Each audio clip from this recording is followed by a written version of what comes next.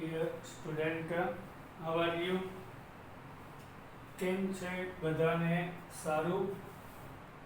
આજે આપણે S block S વિભાગના તત્વો નીટ અને જેડબલઈ માટે જઈ આખા લેક્ચરની અંદર આપણે આ ચેપ્ટરના મેઇન મુદ્દાઓ જે નીટ અને જેડબલઈ માટે ઉપયોગી છે એની ચર્ચા કરીશું. તો એસ વિભાગના તત્વો કોને કહેવાય? તો જે તત્વની 12મી કક્ષામાં છેલ્લો ઇલેક્ટ્રોન એસ કક્ષકમાં ભરાય તેને એસ વિભાગના તત્વ કહેવાય. આવર્ત કોષ્ટકમાં સમૂહ 1 અને સમૂહ 2 એસ વિભાગના તત્વ ગણવામાં આવે છે. Lithium, sodium, potassium, rubidium, caesium અને ફ્રાન્સિયમ છે. હવે પહેલા આપણે સમૂહ 1 ની વાત કરીશું. હવે લિથિયમનો પરમાણુ ક્રમાંક 3 છે. એટલે એમાં 3 ની અંદર કયા કોડ ઉમેરીશું? તત્વ 6 છે તો 2, 8, 8, 18, 18 અને 32 મુજબ છેલ્લા 5 કોડ વાપરીશું. પેલો ને 3 માં 8 ઉમેરો તો 11 થાય, 11 માં 8 ઉમેરો તો 19 થાય, 18 ઉમેરો તો 37 થાય, 18 ઉમેરો 55 થાય અને 32 ઉમેરો તો 87 થશે. ઇલેક્ટ્રોન રચના ટૂંકમાં હિલિયમ પછી 2s1, નિયોન 10 પછી 3s1, આર્ગોન 18 પછી 4s1, ક્રિપ્ટોન 36 પછી 5s1, ઝેનોન 54 પછી 6s1 અને રેડોન 86 પછી 7s1 છે. એટલે જો આ બધાની 12મી કક્ષામાં છેલ્લો ઇલેક્ટ્રોન આખો લેક્ચર જોજો, બધા ઇમ્પોર્ટન્ટ પોઈન્ટ આવી જશે નીટ અને જેડબલઈ માટેના. તો આની બાહ્યતમ કક્ષાની સામાન્ય રચના NS1 કહેવામાં આવે છે. આ પહેલો પોઈન્ટ. સમૂહ 1 ના તત્વો ખૂબ જ સક્રિય હોવાથી કુદરતમાં મુક્ત સ્વરૂપે મળતા નથી.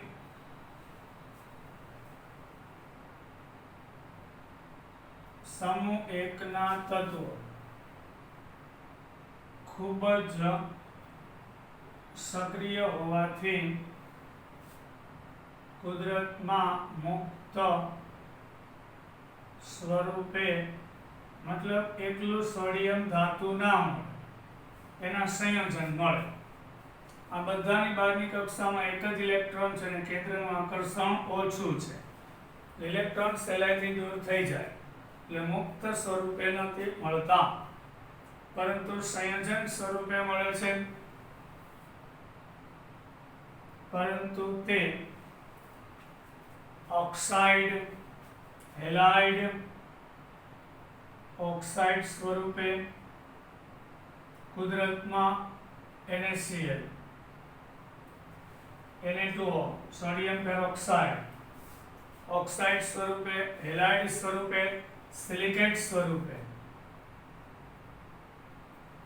આ સિલિકેટ કહેવાય. એટલે કુદરતમાં આલ્કલી ધાતુ તત્વ ઓક્સાઇડ, હેલાઇડ, સિલિકેટ પછી બોરેટ. આ BO3 ને બોરેટ કહેવાય, બોરેટ સ્વરૂપે. અને nitrate, sodium nitrate, potassium nitrate, આના નાઇટ્રેટ સ્વરૂપે હોય છે. તો કુદરતમાં આલ્કલી ધાતુ ખૂબ જ સક્રિય હોવાથી એટલી મળશે નહીં. એના ઓક્સાઇડ, હેલાઇડ, સિલિકેટ, બોરેટ અને નાઇટ્રેટ સ્વરૂપે મળે છે. હવે સમૂહ 1 ના તત્વને આલ્કલી ધાતુ તત્વ શા માટે કહેવાય છે? બરાબર, આપણે બધા પોઈન્ટ જે નીટ અને જેડબલઈ માટે ઉપયોગી છે એની આપણે ચર્ચા કરીશું. તો આલ્કલી ધાતુ તત્વ શા માટે નામ આપ્યું? સમૂહ 1 ના તત્વને આલ્કલી ધાતુ તત્વ શું કામ કહે છે? આ બધા તત્વો એટલે સમૂહ 1 ના બધા તત્વો પાણીમાં દ્રાવ્ય થઈને સોડિયમ પાણી નાખો તો સોડિયમ હાઇડ્રોક્સાઇડ આપે છે. પાણીમાં દ્રાવ્ય થઈ અને હાઇડ્રોક્સાઇડ બનાવે છે.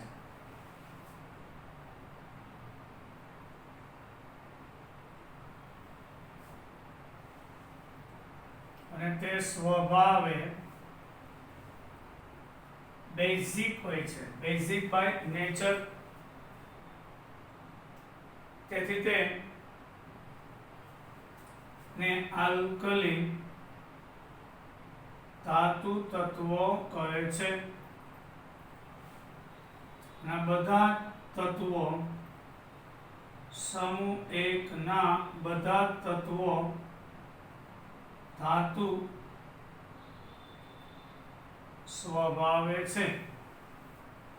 બાય નેચર બધા સ્વભાવે ધાતુ છે.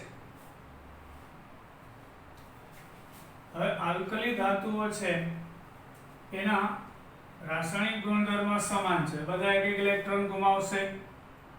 તેના રાસાયણિક ગુણધર્મો સમાન છે, પરંતુ તે એકબીજાની સાથે મળી આવતા નથી. કારણ કે આ બધાના રાસાયણિક ગુણધર્મ સમાન પણ એકબીજાની સાથે મળતા નથી. કારણ કે એના કદનો મોટો તફાવત છે. લિથિયમ, સોડિયમ, પોટેશિયમ, રુબિડિયમ અને સીઝિયમ તેના કદમાં બહુ મોટો તફાવત છે. લિથિયમ સાથે સોડિયમ, સોડિયમ સાથે પોટેશિયમ નહીં મળે, કારણ કે એના કદનો મોટો તફાવત છે. સોડિયમ છે આપણા સમૂહ 1 માં લિથિયમ, પછી સોડિયમ. સોડિયમ ધાતુ પૃથ્વીના પોપડાના વજનથી 7મા ક્રમે મળે છે. પૃથ્વીના પોપડાના વજનથી 7મા ક્રમે મળી આવે છે સોડિયમ. પોટેશિયમ 8મા ક્રમ ઉપર હોય છે. લિથિયમ છે 35મા ક્રમે મળી આવતું તત્વ છે. એટલે પૃથ્વીના પોપડાનું જે કુલ વજન છે તેમાં 7મા નંબર ઉપર સોડિયમ, 8મા નંબર ઉપર, હું અત્યારે સમૂહ 1 ની જ વાત કરું છું, 35 નંબર ઉપર છે. હવે વાત કરીએ આપણે સોડિયમ અને મેગ્નેશિયમ. દરિયાની અંદર પુષ્કળ પ્રમાણમાં હોય છે. સોડિયમ અને મેગ્નેશિયમ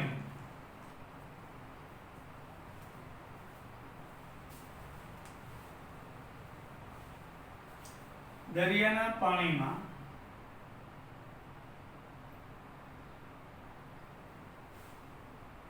સોડિયમ અને મેગ્નેશિયમ પુષ્કળ છે. સોડિયમ ક્ષાર સ્વરૂપે NaCl આ રીતે હોય છે. મેગ્નેશિયમ ક્લોરાઇડ, મેગ્નેશિયમ સલ્ફેટ સ્વરૂપે હોય છે. આ સિવાય ખારા પાણીના કૂવા ની અંદર સોડિયમ મેગ્નેશિયમ પુષ્કળ હોય છે. અને ખારા સરોવર એની અંદર પણ સોડિયમ મેગ્નેશિયમ પુષ્કળ હોય છે. જ્યારે પોટેશિયમ અને કેલ્શિયમની માત્રા તેમાં ઓછી હોય છે. એટલે સોડિયમ અને મેગ્નેશિયમ જેટલું પ્રમાણ ના હોય. દરિયાના પાણીમાં, ખારા પાણીના કૂવામાં, ખારા સરોવરમાં પોટેશિયમ કેલ્શિયમનું પ્રમાણ ઓછું હોય છે. હવે સોડિયમ અને પોટેશિયમ છે, સોડિયમ અને પોટેશિયમ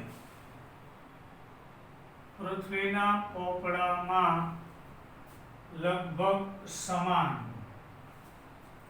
વજનથી સોડિયમ 2.83% અને પોટેશિયમ 2.59% વેઇટ બાય વેઇટ વજનથી હોય છે. જ્યારે દરિયાના પાણીમાં સોડિયમ ક્લોરાઇડ 2.8% અને મેં કીધું પોટેશિયમ ઓછું એટલે KCl માત્ર 0.8% જ હોય છે. આટલો તફાવત છે. પૃથ્વીના પોપડામાં સોડિયમ પોટેશિયમનું પ્રમાણ લગભગ સમાન, પણ દરિયાના પાણીની અંદર NaCl 2.8% તો KCl 0.8% હોય છે. હવે આપણે વાત કરીએ બાકીના જે તત્વો છે. રૂબિડિયમ 23મા ક્રમ ઉપર આવે છે. સમૂહ 1 માં લિથિયમ, સોડિયમ, પોટેશિયમ પછી રૂબિડિયમ છે એ પૃથ્વીના પોપડાના વજનથી 37મા ક્રમે વજનથી મળતું તત્વ છે. રૂબિડિયમ 23મા ક્રમ ઉપર આવશે. સીઝિયમ 46મા ક્રમ ઉપર આવશે. સૌથી વધારે મળી આવતું વજનથી ટકાવારીમાં. અને ફ્રેન્સિયમ છે રેડિયોએક્ટિવ છે. સમૂહ 1 માં ફ્રેન્સિયમ રેડિયોએક્ટિવ છે, જેની શોધ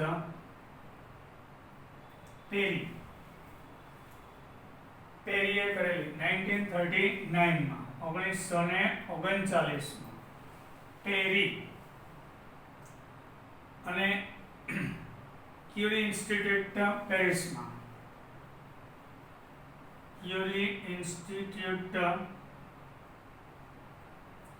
પેરિસમાં આવેલું છે. ત્યાં એની શોધ થયેલી છે. રેડિયોએક્ટિવ છે. એનો અર્ધાયુષ્ય સમય 21 મિનિટ છે, T1/2.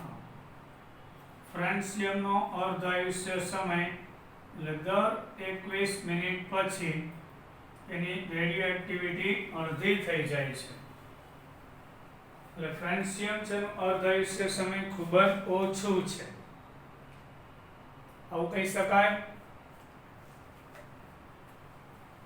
હવે આપણે લિથિયમની વાત કરીએ, 1 by 1 બધા તત્વો વિશે. તો સૌથી પહેલું આવશે લિથિયમ. સામાન્ય રીતે સિલિકેટ સ્વરૂપે હોય છે. લિથિયમ સામાન્ય રીતે જમીનમાં સિલિકેટ સ્વરૂપે હોય છે. એનું છે સ્પોડિયમિન. લિથિયમના ખનિજની વાત કરું છું, સ્પોડિયમિન. આ બધું ઇમ્પોર્ટન્ટ છે. LiAl SiO3 twice, આ છે સ્પોડિયમિન. પછી લેપિડોલાઇટ.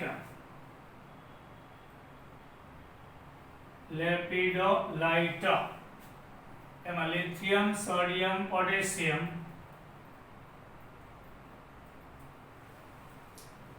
twice, Al2 SiO3 twice હોય છે.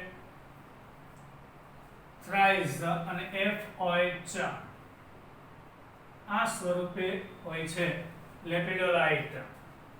એમ્બ્લિગોનાઇટ એ પણ એક લિથિયમનો ખનિજ છે.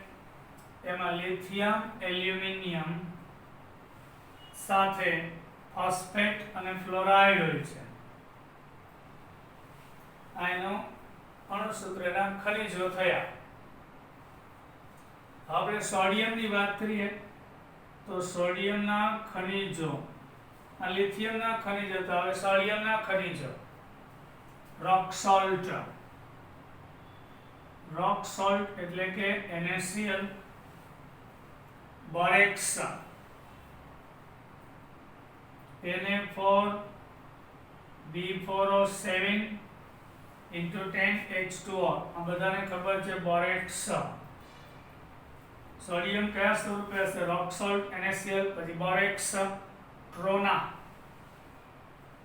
અમુક નવું આવશે ટ્રોના, સોડિયમ કાર્બોનેટ, સોડિયમ બાયકાર્બોનેટ અને વોટર ઇન્ટુ 2H2O, ઈ ટ્રોના છે. પછી ચિલી સલ્ફેટર,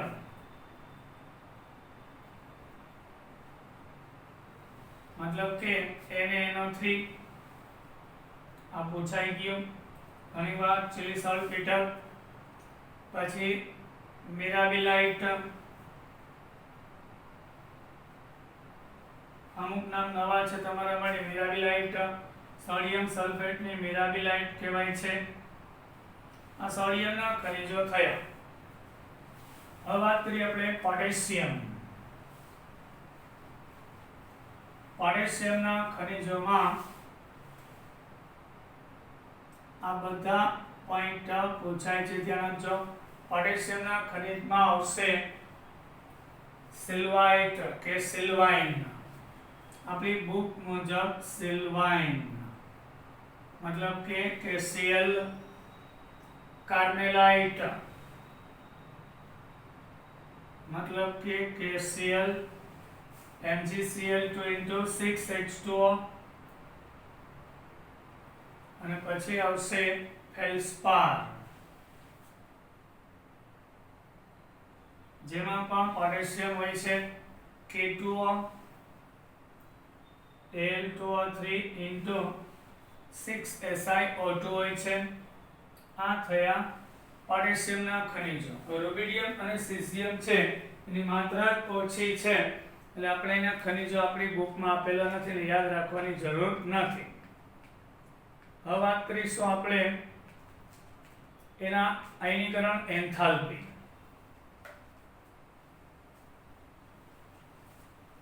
સમૂહ 1 ના તત્વની આપણે કમ્પેરિઝન કરીએ. આ બધા પોઈન્ટ શીખવાથી MCQ આવશે, ફેરવીને પૂછાય તો. Lithium, sodium, potassium, rubidium, caesium. Francium नहीं रेडियोएक्टिव છે. હવે આની પ્રથમ IE1 એટલે પ્રથમ આયનીકરણ એન્થાલ્પી, એટલે એક ઇલેક્ટ્રોન 2s માંથી જાય ત્યારે ખર્ચાતી ઊર્જા 520 અને આ બધું કિલો જૂલ પ્રતિ મોલ માં છે. પછી 496 એટલે ઘટી. પોટેશિયમ 419, रुबिडियम એનાથી ઓછી 403 અને સીઝિયમમાં 100 ઓછી 376 હોય છે અને એનાથી પણ ઓછી ફ્રેન્શિયમ હોય છે, પણ રેડિયોએક્ટિવ છે આપણે લેતા નથી. હવે પ્રથમ આયનીકરણ થઈ ગયા પછી Li+ થઈ ગયા પછી Li+2 બને તો દ્વિતીય આયનીકરણ એન્થાલ્પી ખૂબ જ વધારે હોય, કારણ કે હવે 2s માંથી ગયો, હવે અંદરની 1s માંથી જાય તો પ્રથમ આયનીકરણ એન્થાલ્પી કરતા દ્વિતીય ખૂબ જ વધારે 7258. તમારે મૂલ્ય પાકા ના કરો તો કાંઈ નહીં, પણ ચડતો ઉતરતો ક્રમ ફરજિયાત પાકો કરવાનો. આ 4562, પછી 3051, એનાથી ઓછું 2633 અને 2220 કે 2200 2230 30 આવે છે, 26 30 22 30 હોય છે. હવે આપણે એનું મેલ્ટિંગ પોઈન્ટ યાની કે ગલન બિંદુ, તો અહીંયા સૌથી વધારે ગલન બિંદુ લિથિયમનું છે, એનાથી ઓછું 371 સોડિયમ, એનાથી ઓછું પોટેશિયમ 336, આ બધું કેલ્વિનમાં છે.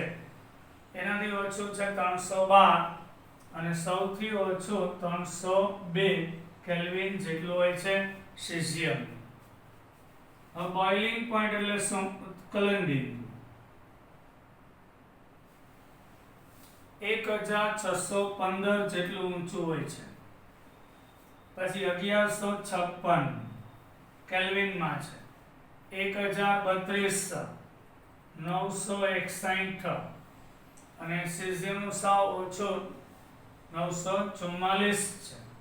એટલે આ બધો ટ્રેન્ડ ઘટાડો દર્શાવે છે, એમાં ક્યાંય વધારો જોવા મળતો નથી. ક્રમશઃ ઘટતું જશે. હવે આપણે પૈસા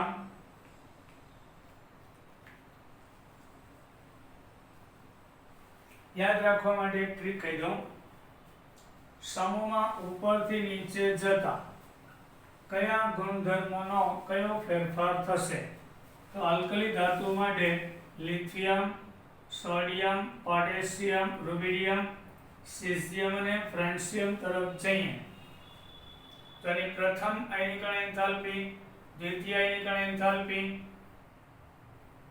પ્રથમ આયનીકરણ એન્થાલ્પી IE1, દ્વિતીય આયનીકરણ એન્થાલ્પી IE2, વિદ્યુત ઋણતા ઇલેક્ટ્રોનેગેટિવિટી, મેલ્ટિંગ પોઈન્ટ ગલન બિંદુ અને બોઇલિંગ પોઈન્ટ. આમ યાદ રાખવાનું. સમૂહમાં ઉપરથી નીચે જતા ઘટે છે. બરાબર. આ શું થાય છે? ઘટે છે. સમૂહમાં ઉપરથી નીચે જતા ઘટે છે. તેમાં મેલ્ટિંગ પોઈન્ટ આવશે, બોઇલિંગ પોઈન્ટ આવશે, ટૂંકમાં પ્રથમ આયનીકરણ એન્થાલ્પી આવશે, દ્વિતીય આયનીકરણ એન્થાલ્પી આવશે અને વિદ્યુત ઋણતા. આ ટૂંકમાં યાદ રાખવાની ટ્રીક. ઉપરથી નીચે જતા ઘટે. પછી એની હાઇડ્રેશન એન્થાલ્પી મતલબ જલીયકરણ એન્થાલ્પી ઘટે છે. લિથિયમને પાણી પ્રત્યે ખૂબ જ આકર્ષણ, પછી કદ વધે, પાણી પ્રત્યે આકર્ષણ ઘટે, જલીયકરણ એન્થાલ્પી ઘટે છે.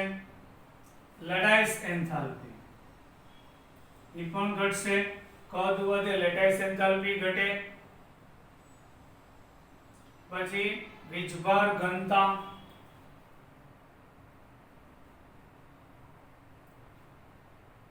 ઘટશે, કદ વધી જાય, વીજભારના છેદમાં એનું કદ, વીજભારના છેદમાં કદ એટલે વીજભાર ઘનતા એ પણ ઘટતું જાય, કારણ કે વીજભાર બધાનો +1 હોય. કદ વધે એટલે વીજભારના છેદમાં કદ એટલે વીજભાર ઘનતા ઘટશે. ધ્રુવીયતા ઘટશે. ઉપરથી નીચે લિથિયમમાં પોલારિટી સૌથી વધારે, પછી સોડિયમ, પોટેશિયમ, રૂબિડિયમ, સીઝિયમ જાઓ, પોલારિટી ઘટે, ધ્રુવીયતા ઘટશે. પછી હાઇડ્રોજન સાથે જોડાવાનું વલણ ઈ ઘટે. ઈ શું કામ? લિથિયમ કદમાં નાનું, હાઇડ્રોજન સાથે જોડાય, પછી શું છે? બધાનું કદ વધતું જાય, હાઇડ્રોજન પ્રત્યે આકર્ષણ ઘટે. આ બધા જ વલણો ઉપરથી નીચે જતા ઘટશે. પછી કયા વલણમાં વધારો થાય છે? ઉપરથી નીચે જતા વધશે. તો એ કયા ગુણધર્મમાં વધારો થશે? પરમાણુ ક્રમાંક વધે, પરમાણુ ભાર વધે, એટમિક માસ, ધાત્વિય ત્રિજ્યા અને આયોનિક ત્રિજ્યા વધે. ધાત્વિય ત્રિજ્યા, આયોનિક ત્રિજ્યા, કદ વધતું જાય. આ ધાત્વિય ત્રિજ્યા, આ આયોનિક ત્રિજ્યા ઉપરથી નીચે જતા વધશે. ઘનતા વધે છે, કારણ કે ઘનતા બરાબર દળના છેદમાં કદ. કદ વધે એના કરતા દળનો વધારો વધારે થાય છે. પણ એક અપવાદ છે, એક અપવાદ છે. પોટેશિયમની ઘનતા સોડિયમ કરતા ઓછી છે. લિથિયમથી સોડિયમ, પોટેશિયમ, રૂબિડિયમ, સીઝિયમ જાય તો ઉપરથી નીચે ઘનતા વધે છે. પોટેશિયમની કરતા સોડિયમની વધારે છે. આ એક અપવાદ છે ઘનતા. પાણી અને ઓક્સિજન સાથેનું જોડાવાનું વલણ.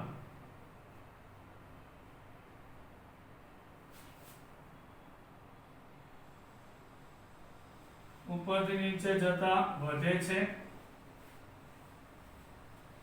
એટલે ટ્રીક છે યાદ રાખવા માટે. હવે આપણે કોઈ ફ્લેમ કલરેશન મતલબ કે જ્યોત કસોટી. આ પ્રશ્ન પણ બહુ પૂછાયો છે, જ્યોત કસોટી.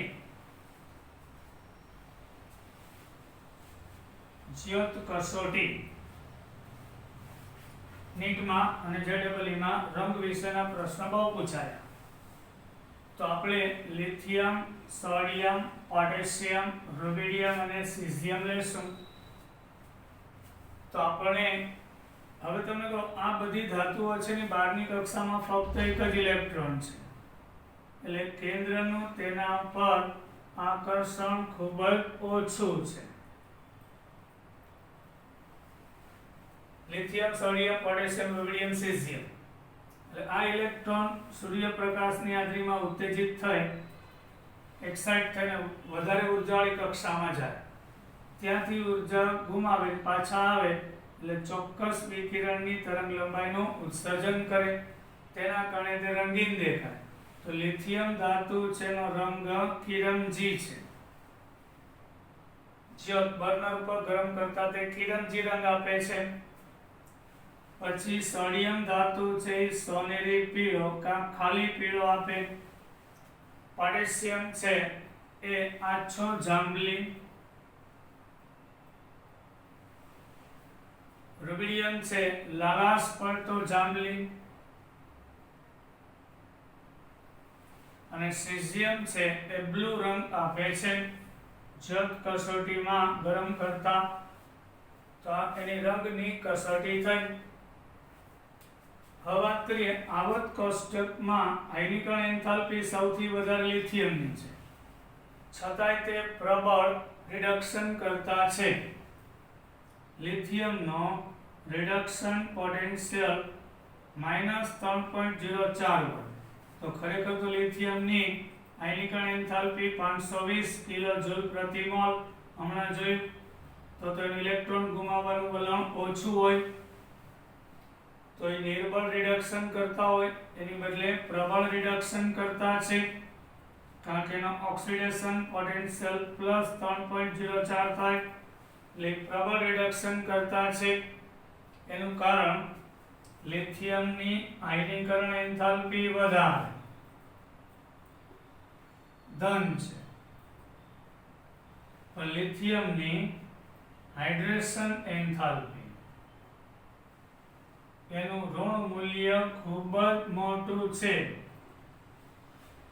અને એ બધાનો સરવાળો કરશું એટલે આપણને રિડક્શન પોટેન્શિયલ પ્રમાણિત ખૂબ જ મોટો મળે છે.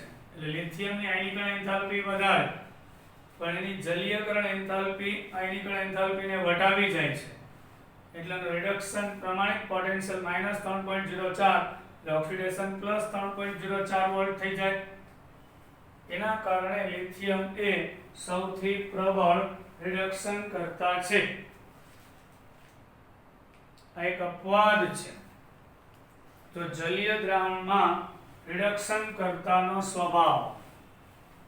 તો આજે સમૂહ 1 માં પ્રબળ રિડક્શન કરતા લિથિયમ, પછી સીઝિયમ, પછી આવશે સોડિયમ, પોટેશિયમ, રૂબિડિયમ. આમ થશે. ખરેખર આ લિથિયમ છેલ્લે હોવું જોઈએ, એટલે સૌથી આગળ આવી ગયું. એનું કારણ નાનું કદ અને જલીયકરણ એન્થાલ્પી, એટલે પ્રબળ રિડક્શન કરતા તરીકે લિથિયમ છે. જલીય દ્રાવણમાં રિડક્શન કરતાનો ક્રમ. જલીય દ્રાવણ એટલે શું છોકરા? પાણીની અંદર રિડક્શન કરતાનો તેનો ક્રમ આપેલો છે. રિડક્શન કરતા તરીકેનો ક્રમ. હવે આપણે વાત કરીએ પ્રવાહી એમોનિયામાં દ્રાવ્યતા.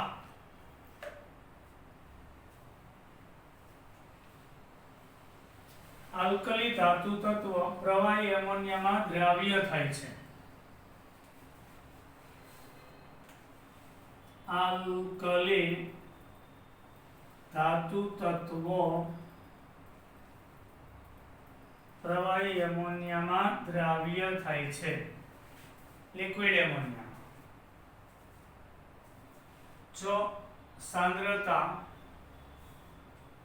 વધારે હોય એટલે કે 5 મોલારિટી સુધી, તો તે ઘેરો વાદળી રંગ આપે છે. સાંદ્રતા વધુ હોય તો એમોનિયાની ક્યાં સુધી? 5 મોલારિટી સુધી. તેનું કારણ છે એમાંથી એમોનિયેટેડ ઇલેક્ટ્રોન આપે એટલે મેટલ છે એમોનિયામાં ઓગળે. આપણી બુકમાં છે x y મોલ એમોનિયા. તો મેટલ ઇલેક્ટ્રોન ગુમાવીને m અને ઇલેક્ટ્રોન બને. તો મેટલ સાથે x મોલ એમોનિયા અને ઇલેક્ટ્રોન સાથે y મોલ એમોનિયા જોડાઈ જાય. am મતલબ એમોનિયેટેડ દ્રાવણ બનશે. એમોનિયામય દ્રાવણ આપે છે.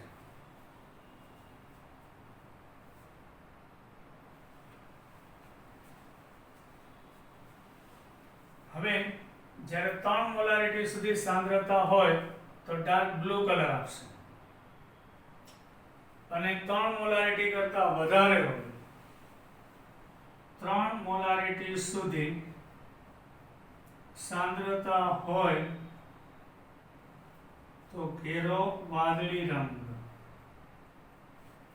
અને 3 મોલારિટી કરતા વધુ હોય તો બ્રોન્ઝ એટલે કાંસ્ય જેવો રંગ, ઘેરો કાળો રંગ આપશે. એનું કારણ કે જે આ જે ઇલેક્ટ્રોન હતા મુક્ત, એના કારણે બ્લુ રંગ દેખાતો હતો, પણ હવે તે ઇલેક્ટ્રોન છે પ્રતિચુંબકીય બની જશે, અને જેના કારણે તેનો રંગ દૂર થઈ જશે, એટલે કે એમાઇડ બનાવી નાખશે અને H+ આયન ઇલેક્ટ્રોન મેળવી લેશે.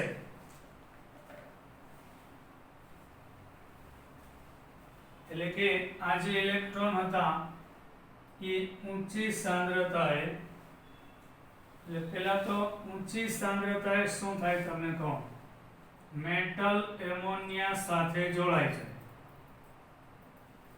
એટલે મેટાલિક એમાઇડ બનાવશે. પ્લસ અહીં 2 લઈ તો 2H+ જોડાય H2 ગેસ બનાવી નાખે, એટલે જે અયુગ્મિત ઇલેક્ટ્રોન હતા તે યુગ્મિત થઈ જાય છે, જેના કારણે દ્રાવણનો રંગ દૂર થઈ જશે.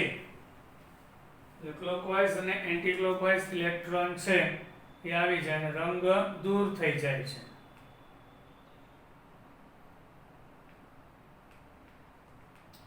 હવે આપણે આલ્કલી ધાતુની બેઝિકતા, આલ્કલી ધાતુ તત્વની બેઝિકતાની વાત કરીએ. સામાન્ય રીતે આલ્કલી ધાતુ તત્વો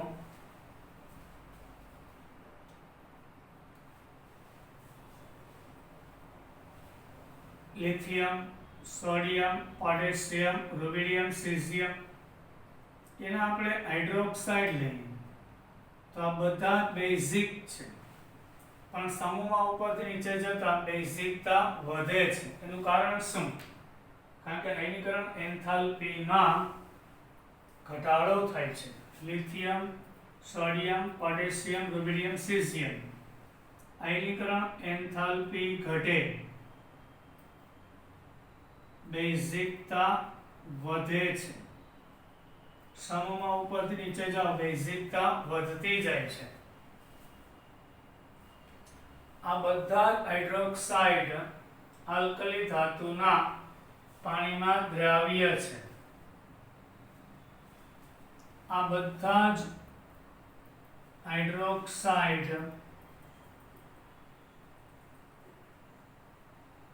પાણીમાં દ્રાવ્ય છે. લિથિયમ હાઇડ્રોક્સાઇડ થી સીઝિયમ સુધીના બધા.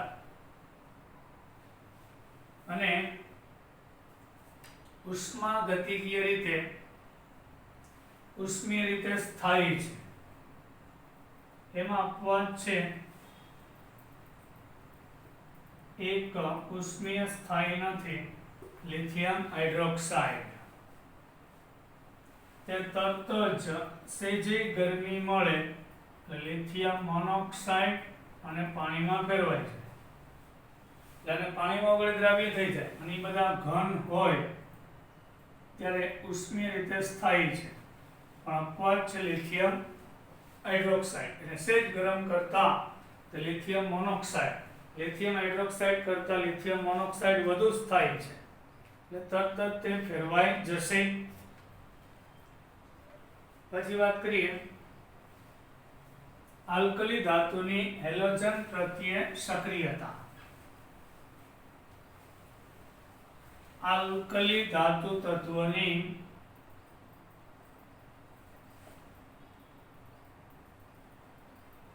હેલોજન પ્રત્યે સક્રિયતાનું વલણ. આપણે ખબર લિથિયમ થી સીઝિયમ જાઓ, સોડિયમ, પોટેશિયમ, રૂબિડિયમ, સીઝિયમ એટલે સક્રિયતા વધે છે. Lithium, sodium, potassium, rubidium, caesium તરફ જાઓ એટલે એની સક્રિયતામાં વધારો થાય છે. પછી ફ્લોરિન, ક્લોરિન, બ્રોમિન, આયોડિન તરફ જાઓ તો રિએક્ટિવિટી ઓફ હેલોજન એટલે હેલોજનમાં ફ્લોરિન થી ક્લોરિન, ક્લોરિન થી આયોડિન સક્રિયતા ઘટે અને ખરેખર ફ્લોરિન વધુ સક્રિય છે. એટલે આલ્કલી ધાતુ તત્વ સાથે જોડાવાનું વલણ સક્રિયતા ઘટે છે ફ્લોરિન થી આયોડિન તરફ જતા. હવે કોઈ આપેલી એક ધાતુ માટે ધારો કે સોડિયમ લે તો સોડિયમ ફ્લોરાઇડ અને સોડિયમ ધાતુની સક્રિયતા ફ્લોરિન પ્રત્યે વધારે, ફ્લોરાઇડ એનાથી ઓછી, ક્લોરાઇડ એનાથી ઓછી, બ્રોમાઇડ એનાથી ઓછી, આયોડાઇડ એટલે સોડિયમનું ફ્લોરિન સાથે જોડાવાનું વલણ વધારે, ક્લોરાઇડ એનાથી ઓછું, બ્રોમાઇડ સાથે એનાથી ઓછું અને આયોડાઇડ સાથે એનાથી ઓછું હોય છે. એટલે તો ફ્લોરાઇડ્સ છે એ વધુ સ્થાયી છે. એટલે તો ફ્લોરાઇડ વધુ સ્થાયી અને આયોડાઇડ વાળા સંયોજનો આલ્કલી ધાતુના ઓછા સ્થાયી હોય છે. આ એક ક્રમ છે. આમ થવાનું કારણ શું?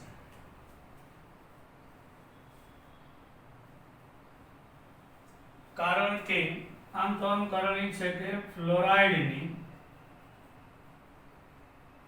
સર્જન એન્થાલ્પી ઓછી હોય છે અને તે ઘટતી જાય છે. સર્જન એન્થાલ્પી ફ્લોરિન થી આયોડિન તરફ જતા ઘટતી જાય છે.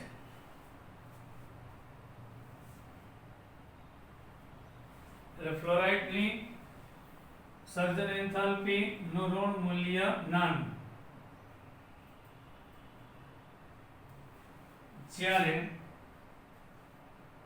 બ્રોમાઇડ આયોડાઇડ ની સર્જન એન્થાલ્પીના ઋણ મૂલ્યમાં વધારો થાય છે. ના ઋણ મૂલ્યમાં આનું કારણ છે ફ્લોરિન છે એની ઋણ મૂલ્ય નાનું છે સર્જન એન્થાલ્પી, એટલે ફ્લોરાઇડ જલ્દીથી સર્જન પામી જાય છે. ઓલા બધાને સર્જન પામવામાં એનું નેગેટિવ મૂલ્ય ઘટતું જાય એટલે ઋણાયન બનવામાં વાર લાગે છે. પછી વાત કરીએ આપણે એની લેટાઇસ એન્થાલ્પી અને જલીયકરણ એન્થાલ્પી.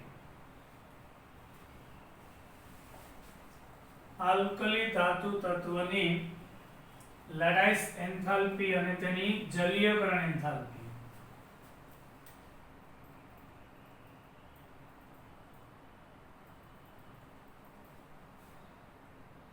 હું હાઇડ્રેશન લખું એટલે જલીયકરણ એન્થાલ્પી. ડેલ્ટા યુ લખું સુપરસ્ક્રિપ્ટ આ સુપરસ્ક્રિપ્ટ તો એની લેટાઇસ એન્થાલ્પી. બંને સમૂહમાં ઉપરથી નીચે ઘટે. બંને સમૂહમાં ઉપરથી નીચે જતા ઘટે છે.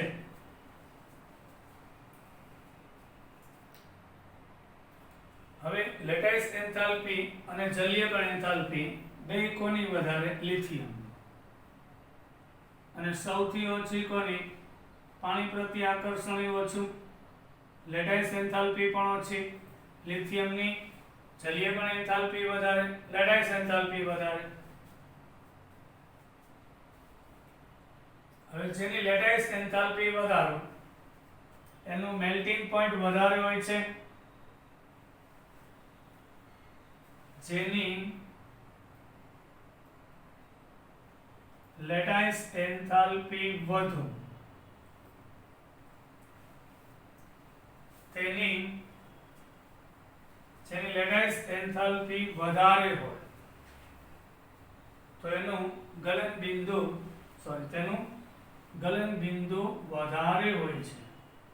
દેખીતી વાત છે ને, લેટાઇસ એન્થાલ્પી વધારે, ગલન બિંદુ વધારે હોય છે. એને ઘનમાંથી પ્રવાહી બનાવ વધારે ઉષ્મા આપવી પડે. હવે આલ્કલી ધાતુના હેલાઇડ હોય, ગલન બિંદુ માટે આલ્કલી ધાતુના હેલાઇડ, એમાં જેની લેટાઇસ એન્થાલ્પી વધારે હશે એનું ગલન બિંદુ વધારે હશે, પણ તેની દ્રાવ્યતા ઓછી હશે. અને તે જેની લેટાઇસ એન્થાલ્પી વધારે હોય એટલે દેખીતી વાત છે ને, દ્રાવ્યતા ઓછી હોય છે. તો લિથિયમ ક્લોરાઇડ અને સીઝિયમ ક્લોરાઇડ લઈએ તો આમાં લિથિયમ ક્લોરાઇડની લેટાઇસ એન્થાલ્પી વધારે એટલે એનું ગલન બિંદુ ઊંચું, દ્રાવ્યતા ઓછી, અને લેટાઇસ એન્થાલ્પી ઓછી અને દ્રાવ્યતા વધારે હશે, ઊંધું હોય.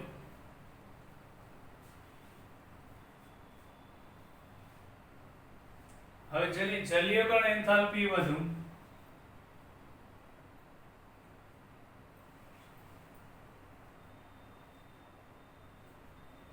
તેની પાણીમાં દ્રાવ્યતા વધુ હોય છે. તો લિથિયમને પાણી પ્રત્યે પ્રબળ આકર્ષણ છે. એમાં જોવાનું તેની જલીયકરણ એન્થાલ્પી ધન આયન ઋણ આયન બેની ટોટલ જોવાની.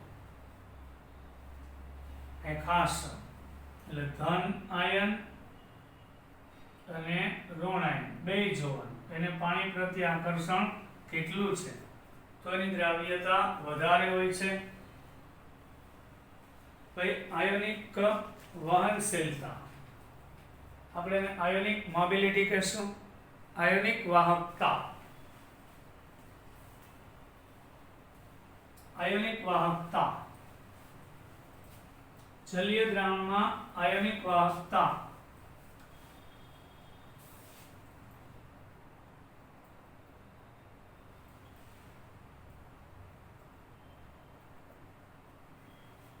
તો લિથિયમ કરતા સોડિયમ, પોટેશિયમ, રુબિડિયમ અને સીઝિયમની વધારે છે.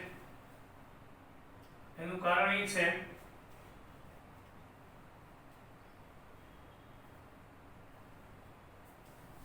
આયોનિક મોબિલિટી એટલે આયોનિક વાહકતા લિથિયમ થી સોડિયમ. તો આપણને વિચારો લિથિયમ કદમાં નાનો છે તો વધારે વહન ન કરે એમ નથી. લિથિયમને પાણી પ્રત્યે આકર્ષણ વધારે છે એટલે પાણીથી ઘેરાઈ ગયા પછી એનું કદ મોટું થઈ જાય એટલે વાહકતા. અને સીઝિયમની જલીય પણ એન્થાલ્પી ઓછી છે એટલે એનો જલીય આયન નાનો હશે, લિથિયમનો જલીય આયન મોટો હશે. એટલે લિથિયમથી સીઝિયમ તરફ જતા એની આયોનિક વાહકતા વધે છે. બરાબર, આપણે આજે આ સમજાયું ને. આપણે વિચારો લિથિયમ છે એ તો કદમાં નાનો છે, વાહકતા વધારે હોવી છે. લિથિયમ પાણીના સંપર્કમાં પછી આસપાસ પાણીના અણુ મિલાઈ જાય તો લિથિયમ આયન છે એકવીયસ એ કદમાં મોટો થઈ જાય. પછી એનાથી નાનો સોડિયમ એકવીયસ, જલીય આયન પોટેશિયમ, રૂબિડિયમ ને સીઝિયમ પાણીના સંપર્કમાં આવ્યા પછી લિથિયમ સૌથી મોટો થઈ જાય, વાહકતા ઓછી. અને સીઝિયમને પાણી પ્રત્યે આકર્ષણ ઓછું એટલે વાહકતા ઓછી હોય છે. આજે આપણે અહીં સુધી રાખીએ છોકરાઓ. ફરી પાછા નેક્સ્ટ લેક્ચરમાં મળીશું. બાય.